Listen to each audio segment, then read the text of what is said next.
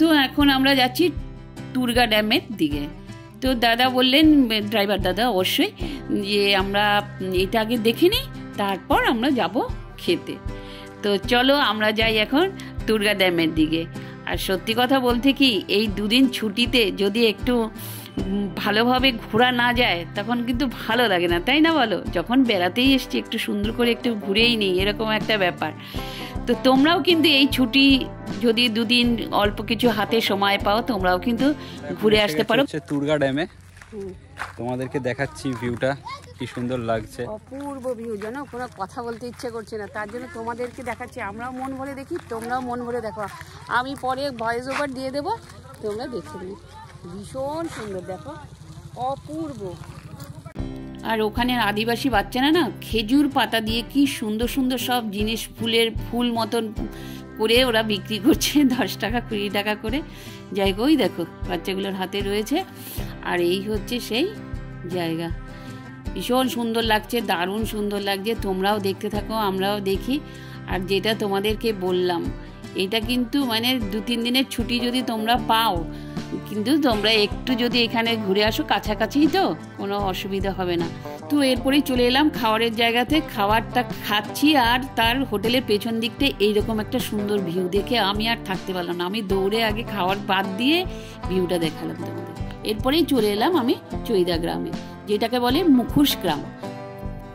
তো এখানে এসে দেখা যাচ্ছে গহনার সমারোহ। যাই হোক, এইগুলো দেখতে দেখতে আমার সহযাত্রীদের পছন্দ হয়ে গেল একখানা হার। তো ওই দামটা বলছিল 220 টাকা। তো 220 টাকা দিয়ে পুরো সেটটাই বলছিল দেবে, হাতে কানে, আর হাতে না, কানের আর গলার। তো দেখা যাক, ওর পছন্দ হলে নিশ্চয়ই এখান থেকে নেবে বা নেবে না, সেটা দেখতে থাকবে।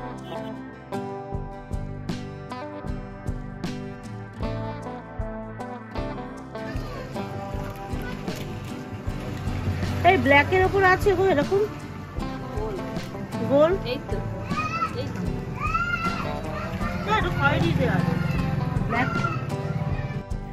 অযোধ্যা পাহাড়ের নিচে মাত্র 1 কিলোমিটার বর্গ এই ছোট্ট গ্রামটিতে এই মুখোশ গ্রাম। আর এই মুখোশ হচ্ছে পৃথিবী বিখ্যাত।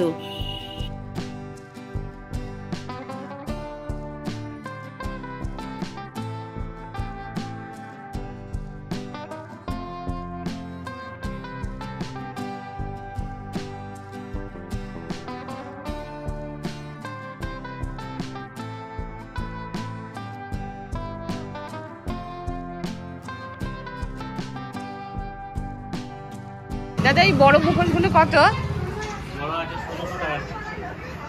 এগুলো কিসের, মানে দুর্গার মূর্তি ওগুলো না? গণেশ আছে। ওয়াও, কি সুন্দর।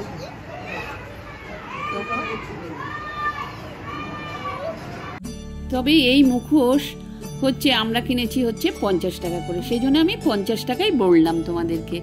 তো 50 টাকা থেকে শুরু হয়ে প্রায় 2000 টাকার মতন এই মুখোশ। আর মুখোশের সামগ্রী দেখো, এখানে সমস্ত জায়গায় ছড়িয়ে ছিটিয়ে রয়েছে। আর এখানে প্রায় 300টি ঘর আছে, আর বেশিরভাগ মহিলারাই এখানে কাজ করে। তোমাদেরকে দেখাচ্ছি, দেখো এই যে ছোট ছোটগুলো আমরা নিয়ে এসছি মুখোশগুলো, এগুলোই হচ্ছে 50 টাকা করে। কোথা থেকে আমরা কিনেছি সেই জায়গাটা তোমাদেরকে দেখাবো।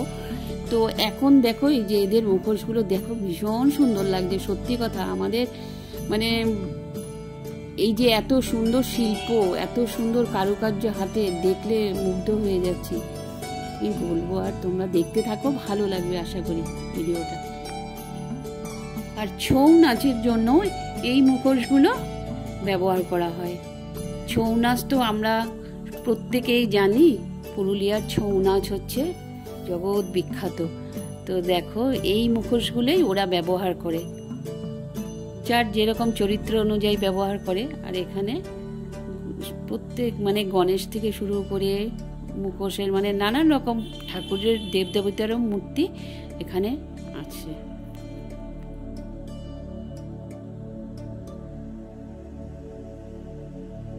আর এই পুরুলিয়াকে না দুটি ভাগে ভাগ করা হয়েছে, একটা হচ্ছে অযোধ্যা সার্কিট আর একটা হচ্ছে গড় সার্কিট। অযোধ্যা সার্কিটের মধ্যে 10টা স্পট আছে, আর গড় সার্কিটে আছে 6খানা স্পট। তো চরিদা গ্রাম দেখার পরে আমরা আবার রওনা দিলাম আরেকটি ডেস্টিনেশনে। তো রাস্তার বিউটি আর তোমাদের কি বলবো, বলার কিছু নেই। এই জায়গাতে বসন্তকালে হয় একদম পলাশের সমারোহ, পলাশ আর পলাশ লাল হয়ে যায় সারা জায়গা। আর এখন হচ্ছে বর্ষাকালে হচ্ছে সবুজের সমারোহ, এটার বলার কথা নেই, সবুজে সবুজ হয়ে যায়। কিন্তু আমরা এসেছি অক্টোবর মাসে, আমরা হচ্ছে পুজোর সময়, এই সময় কোনোটাই পাওয়া গেল না ঠিক মতন, তবে ভীষণ সুন্দর লাগছে। তো আমরা কি দেখতে পেয়েছি বলো তো? আমরা দেখতে পেয়েছি হচ্ছে কাশফুল, প্রচুর কাশফুল দেখেছি, কিন্তু কাশফুল না ঝরে গেছে। ওরা বললো যে এখানে অনেক বৃষ্টিপাত হয়েছিল, তার জন্য কাশফুলগুলো অনেকটা ঝরে গেছে, তার জন্য মানে খুব সুন্দর যে একটা হয়েছে তা না, ঝরে গেছে। তো ওই যে দেখো আশপাশে একদম কত কাশফুল, কত কাশফুল।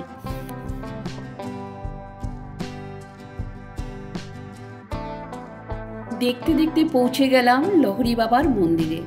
এই লহরিয়া বাবার মন্দির অতি প্রাচীন মন্দির। এখানে শ্রাবণ মাসে দূর দূরান্ত থেকে শ্রাবণ মাসের সোমবারে এখানে পুজো হয়, আর শিব চতুর্দশী চৈত্র মেলাতেও এখানে পুজো হয় সোমবার করে। তো এই হচ্ছে দেখো লহরিয়া বাবার মন্দির, তোমাদের একদম কাছের থেকে সব দেখালাম, ভেতরটাও দেখাচ্ছি। দেখো ওই যে বাবার একটা ফটোও লাগানো রয়েছে, আর এখানে একদম ক্লোজ করে ওই দেখো তোমাদের দেখাচ্ছি। এই মন্দিরেই হচ্ছে লহরিয়া বাবার মন্দির। আর সেদিন ছিল সপ্তমী, সপ্তমীতে ওখানে পুজো হচ্ছিল, দুর্গা পুজো।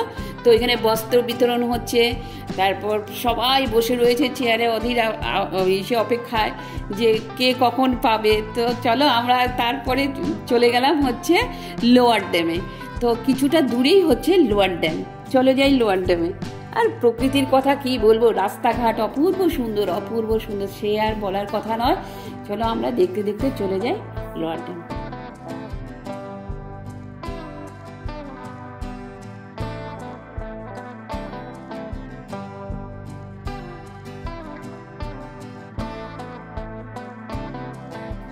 দেখতে দেখতে পৌঁছে গেলাম লোয়ার ড্যামের কাছে। তো চলো যাই লোয়ার ড্যামের কাছে। লোয়ার ড্যামে কি ব্যাপারটা ড্রাইভার দাদার থেকে শুনতে পেলাম, সেটা হচ্ছে ঝর্ণার জলগুলোকে স্টোর করে রাখা হয় হচ্ছে এই আপার ড্যাম এবং লোয়ার ড্যামে। তো এইভাবে বিদ্যুৎ উৎপাদন করা হয়। চলো তোমাদের বলে দিলাম। তো গাড়ি থেকে যেহেতু লোয়ার ড্যাম দেখা যাচ্ছে, তার জন্য আমরা লোয়ার ড্যামে নামিনি। কেন নামিনি বলো তো? এত ঘুরেছি, পাহাড়ে উঠেছি, নেমেছি, সবাই মোটামুটি টায়ার্ড হয়ে গেছি, ঘেমে নিয়ে চান করে গেছি, তার জন্য আর লোয়ার ড্যামে না আমরা নামিনি। তো চলো আস্তে আস্তে করে গাড়ির থেকে যেহেতু দেখতে পাচ্ছি, আর ড্রাইভার দাদা সুন্দর করে আমাদের বুঝিয়ে দিচ্ছে, গাইডের কাজ করছে, সেই জন্য আর নামিনি জানো। এরপরে চলো যাই প্রকৃতি দেখতে দেখতে আস্তে আস্তে ওপর দিকে, কিছুটা গেলেই আপার ড্যাম পাবো। আর এই যে রাস্তাটা দিয়ে যাচ্ছি, এই যে রাস্তার দুধারে পলাশ গাছে ভর্তি, একদম পলাশের সমারোহ। আর কি বলবো, এখানে মানে বসন্তকালে যদি আসা যায় না, এখানটায় পলাশ আর পলাশ, পলাশে লাল হয়ে যায়। আর তোমরা যদি ধরো বর্ষাকালে আসো, তার তো আর মানে কি আর বলবো, গ্রিনারি গ্রিনারি গ্রিনারি, চারিদিকে গ্রিনারি। যদিও আমরাও এবার আমরা গ্রিনারিই দেখতে পেয়েছি বেশিটা, কারণ তো কাশফুল আর গ্রিনারি, কাশফুলে ভর্তি ছিল যেন। আমি না কাশফুলের মধ্যে অনেকগুলো ফটো সেশন করেছি, যদিও ফটোগুলো খুব একটা ভালো কিছু হয়নি, কিন্তু তোলার চেষ্টা করেছিলাম। তো চলো, রাস্তা এত সুন্দর, সত্যি কথা মনে হয় কি নেবে একটু গড়াগড়ি খেয়ে নিই, এত সুন্দর লাগছে, এত সুন্দর লাগছে।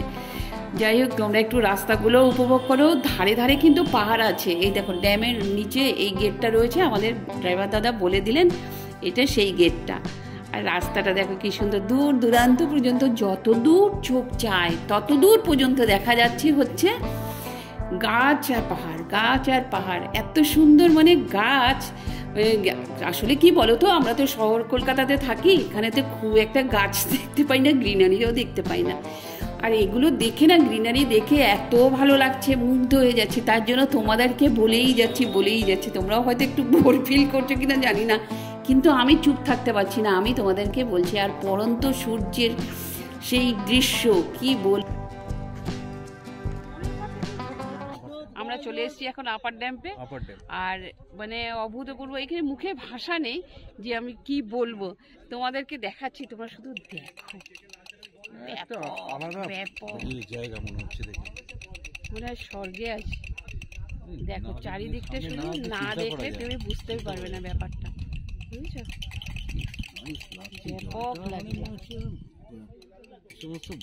হয়তো বাইরের দিকে দেখা যায়, অনেক বাইরে থেকে দেখতে পাওয়া যায়।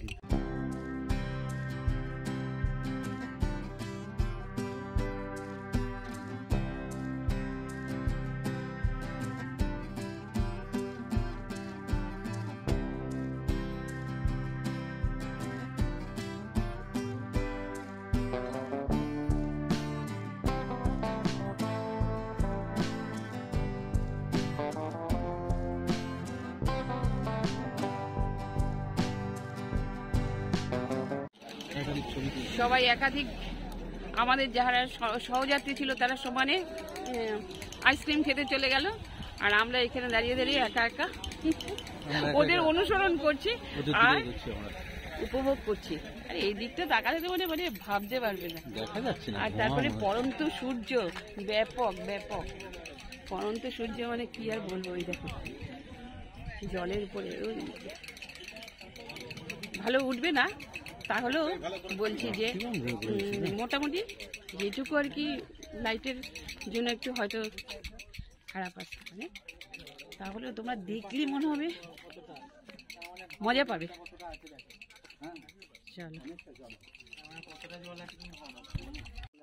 ওই যে ওনাদের দেখতে পাচ্ছ, ওই যে চলো।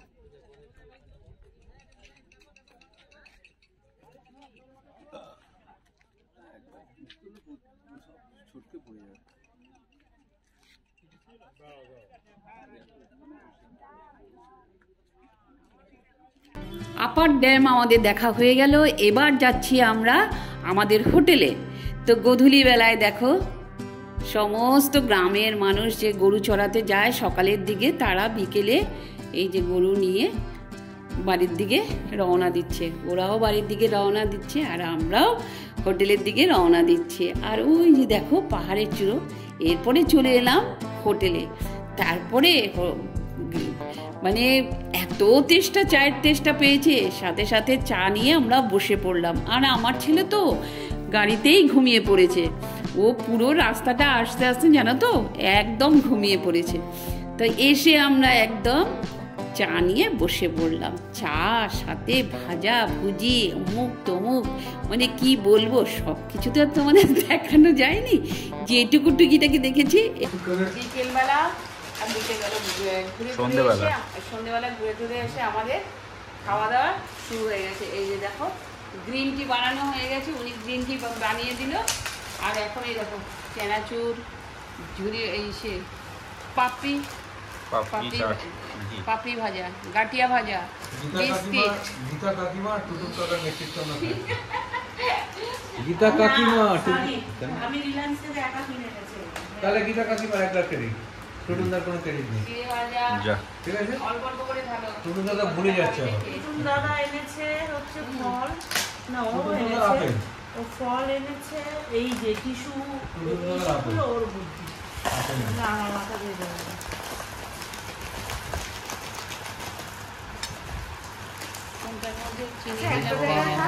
এতগুলো ঢালছো কেন?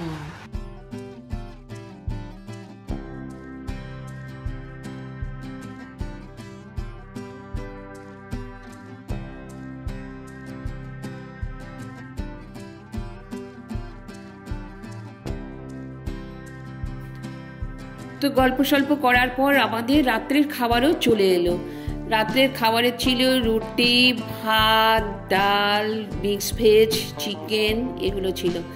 তো ব্লগটা দেখতে থাকো আর উপভোগ করো। আর আজকের ব্লগটা আমি এখানেই এন্ড করছি। Tata, good night. কালকে আবার একটা নতুন ব্লগের সাথে তোমাদের সঙ্গে দেখা হবে। আর সাবস্ক্রাইব করো, শেয়ার করো, লাইক করো, হ্যাঁ কমেন্টস করো, অবশ্যই কমেন্টস করো তোমাদের ভিডিওগুলো কেমন লাগছে, ঠিক আছে?